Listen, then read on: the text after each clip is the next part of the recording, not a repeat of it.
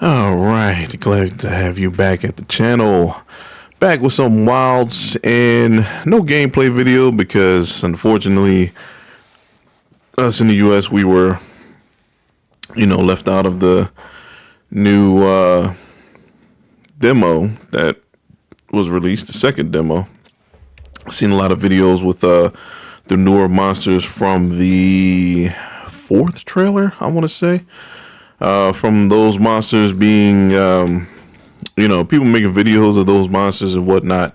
I believe the demo is a Japan exclusive. So, and I actually heard some other regions across the world had access to the new demo with the newer monsters, other than the demo that just passed.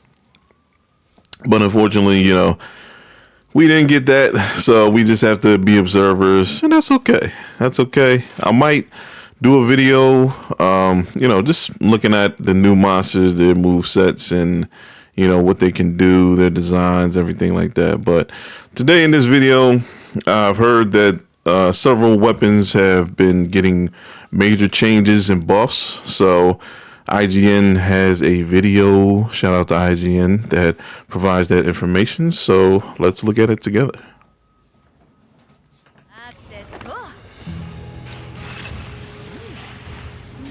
In a recent behind closed doors demo, we played a section of Monster Hunter Wilds and asked the developers about changes made to weapons and other systems. The biggest thing being the separation of equipment skills between weapons and armor. Stay tuned for more details. As I played the demo, I realized major changes have been made to the skill system. Yeah, see, all the text is in Japanese. Like attack up and focus can only be found on or applied to the weapons themselves. A pretty impactful change. Whoa, what? What was that? Hold on, I missed that. Stay tuned for more details. One more time. As I played the demo, I realized major changes have been made to the skill system, where damage increasing skills and weapon specific skills like attack up and focus can only be found on or applied to the weapons themselves. A pretty impactful change. Wow, okay, that's a major change, and it actually makes sense because since we're able to switch between two different weapons, each weapon will have its own unique skills that apply to a particular weapon, like focus for great sword and say spread up or pierce up for bow, something like that. And if you carry both of those weapons, how is your set gonna apply all the skills that you want for each weapon to optimize your damage? How is one set gonna apply to a ranged weapon and a melee weapon? So that makes sense that they will make that change to accommodate both weapons and armor. So that's pretty good that they did that. I was wondering how they were going to do that. This is the new equipment skills system. In interviews, the development team referred to skills for your weapons casually as weapon skills. Running with that unofficial terminology, let's call equipment skills for weapons, weapon skills, and equipment skills for armor, armor skills. This means that equipment skills in Wilds are split up into these two categories. Weapon skills generally include skills that affect actions and damage output, while armor skills assist in other ways. Armor skills include support skills like Speed Eating and Divine Blessing. This new system also affects slots, and the devs confirmed that weapons can only use decorations with skills categorized as weapon skills, while armor can only use decorations with skills categorized as armor skills. Okay, so that's all very good. So as you mentioned, we have two categories now, completely new to Monster Hunter. Everything was just you get your build, you get your slots, you get your decos, and you put everything together, and you're good to go that way. So now we have weapon and armor skills that we can add to our gear.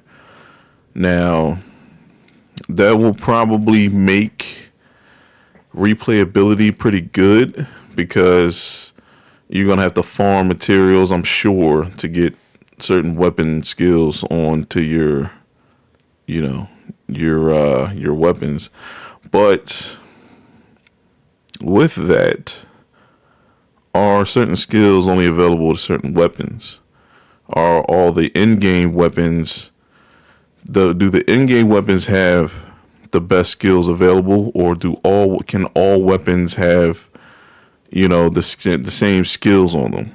That's another question I have. I'm sure we'll get that answer when we play the game, when the game releases, but I don't know if that's answered. I doubt if it's answered in this video, because we don't know what skills are out there yet, and we don't know if there's a skill limit per weapon. Like, can certain weapons have 2 skills, and rare weapons have 4 skills? I think that's how it would go, but I'm not too sure. And I would think skills like, I would think critical eye would be like a support skill, instead of a weapon skill, because crit eye can be applied to all weapons. So I would think that's a support skill, but I don't know. That's just my guess. Big old farty boy. Peter Griffin himself, if he was a monster. This really opens up a lot of new ideas. I asked director Yuya Tokuda about his intentions here, and he replied, only armor had built-in equipment skills until now, but when a piece of armor had a type of skill only effective when used with a certain weapon type, that meant you would have to choose the corresponding weapon. This led to an unavoidable situation where it was harder for people to use those kinds of armor pieces. Yep. The new system solves that issue. Monster Hunter Wilds now lets you take 2 weapons with you on a hunt, which must have been another reason behind the change. Yes. Since you can now swap to a sub-weapon mid-hunt, it's great to be able to keep on hunting while maintaining the skills you need to increase your damage to a suitable level or handle your weapon better. There is one thing I'm still curious about. While I was able to confirm that skills like guard are indeed on weapons that can block, I'm not sure which type of equipment utilizes skills like evade and evade distance yet. See, look at this. I'm missing out.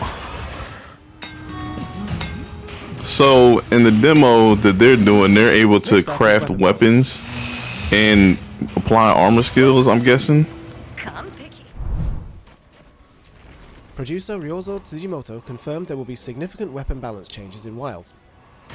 He told me there will be major changes not just after what we saw in the open beta, but also in the form of changes we had always intended to add to the final product. Tokuda added, in particular, we plan on putting quite a lot of work into the lance, switch axe, insect glaive, and sword and shield based on feedback from the open beta. I'm surprised at that, because I've seen people do redoubt runs, speed runs with all of those weapons. So, I'm not sure if the redoubt hunt was, just a regular redoubt or a level 5 strength redoubt, but there are posts with speed runs with all those weapons, so why would they need to be reworked? I'm curious. Like, I thought Lance was very good at where it was at. Sword and Shield, I couldn't get, Perfect Rush down because I haven't played Sword and Shield in 20 years, something like that. So I'm pretty sure Sword and Shield was still good. Sword and Shield, it did feel like it lacked some kind of damage, but you would think once you put your build together, you would be able to get all the damage out, like every time you swipe and everything. I know the Wirebug skill, the shield uppercut was very big, so maybe they plan on bringing that skill back into Sword and Shield and making it part of his kit. I'm pretty sure a lot of Sword and Shield mains will like that. I forget the name of the skill, but it's basically like a Street Fighter uppercut. Very good skill, very, very good skill. Insect Glaive, from what I've seen, people properly using it looked pretty good. And Switch Axe, same. So I use Insect Glaive Switch Axe the wrong way. I've used it the basic stuff other than using the advanced stuff, because I didn't look at the weapon skill menu for them. I thought I already knew how to use them, but from videos I've seen of people using them, they look good. So I'm not sure why the change? But I know what change I would like, and that's the dual blades, and it's a very minor change, a very small change. Let us gain more meter when we're in demon mode, and let us gain meter while we're doing demon dance, because that's a big thing. How we use demon dance, or no, blade dance. How we use blade dance? We're in demon mode. We're attacking while in demon mode, but we're not gaining any meter. That makes no sense. That makes no sense whatsoever. So I hope they're fixing that. I really do. But unfortunately, from what I saw, some of these newer videos from the demo, that didn't get applied. So I'm kind of bummed by that. But I guess it'll be an adjustment.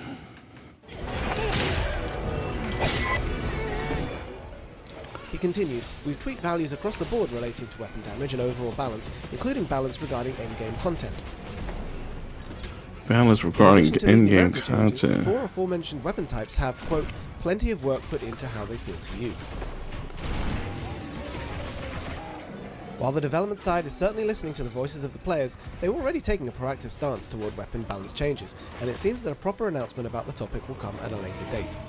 Seeing their attitude put me at ease. The game is clearly in good hands. We'll see how their intentions pan out when the final game is released in February 2025.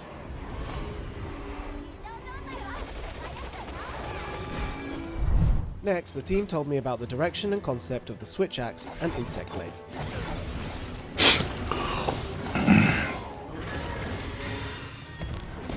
The Insect Glaive was one of my main weapons, and my very first impression was that there were fewer aerial attacks available. It made me wonder if the concept was to reduce the relative number of aerial attacks and make it a primarily grounded weapon. I brought this up with Tokuda, and he began by revealing to me that vaulting dance is making a return. This is one of the actions that was so important to opening up possibilities for aerial combat with an Insect Glaive. As to why it wasn't there before, he said, "We were concerned that putting it in this time around would cause players to use nothing but existing movements, rather than focus on the new parts of the game. That's why we decided to remove vaulting dance for a time." As for the reason it was brought back, he replied, "Many players at Gamescom and Tokyo Game Show told us that it's not about how strong or weak it is, but that vaulting dance is part of the Insect Glaive's very identity. We realized that we weren't on the same page as our players there, and so we immediately decided to bring vaulting dance back while balancing the ability." Yeah, now you know. You already know this. It's about how strong it is. It's always about how strong it is. If you're a Monster Hunter player, if you're a real Monster Hunter player, it's always about how strong your weapon is. And if it's missing a certain skill, you're probably using it to exploit something on certain monsters, or probably all monsters, that was giving you an edge in your hunts. So yeah, it's definitely about how strong the weapon is. But I'm glad they listened to the players and, fulfilled their wishes. So that's pretty good. So I'm hoping my wish gets heard from this video, from this review of you buffing weapons.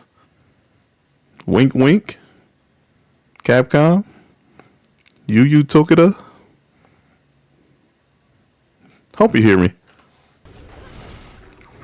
I was happy to hear about this balance decision as an Insect Glaive user.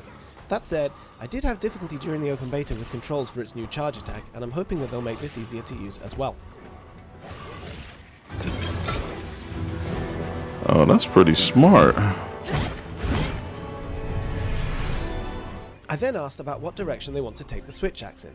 Tokuda told me the concept of the Switch Axe had not fully gotten across to players yet, and that the dev team is balancing it in order to convey what makes it a good weapon.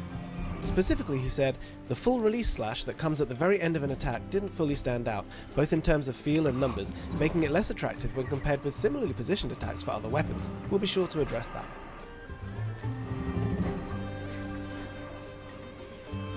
Hearing about Capcom's plans to balance the Switch Axe to make it a more attractive weapon, and the process that brought them to this decision included, I realised that they're also properly discussing the Switch Axe, and that it will eventually be balanced. I don't think that should be a point of concern any longer. I'm sorry to admit that I can't go into as much depth on the switch axe as with the insect glaive, as it isn't one of my main weapons, but other media outlets were also present at this hands-on session, and I'm sure some of them include players who go hard on the lance, the gun lance, the bow, the longsword and more, so keep an eye out online for more information on your favourite weapon. Yeah, but isn't there a follow-up attack after that switch axe combo? For everything monsters and hunting and wild, keep it right here on IGN. Yeah, that's gotta be a one-shot move. It's probably that's gonna end a lot of players' hunts, I'm pretty sure. But that was a good review on the buffs and changes that they have coming in Monster Hunter Wilds. If you're a main of one of the 4 weapons mentioned, if you got a chance to see or hear what is being changed rather for your weapon, let me know what you think in the comments. Do you think it's good change? Did you feel it was fine in the demo? Did the flow of the weapon feel good? Let me know what you think. Obviously I still have my gripes about dual blades right now, since I didn't hear any changes about meter, just small changes. Just give us that buff. If you're not going to let us gain meter while in demon mode and using blade dance, at least let us give us the ability to gain meter faster. I feel that will balance everything out. I feel that will balance the things out. That's all I'm saying. That's all I'm saying. Hopefully they hear my wishes. I think it's a fair ask, but I don't know. But that's it from me. Hope you enjoyed the video. Hope you enjoyed this review. Hope you're excited for Wilds, and I hope you're excited if one of those 4 weapons that you heard mentioned is your mains and you get the results that you want. But that's it from me. I'd like to thank you for always. Let me say that again. I'd like to thank you for watching as always. Do the proper thing. Like, share, subscribe, tune into future videos, and I will see you then. Peace.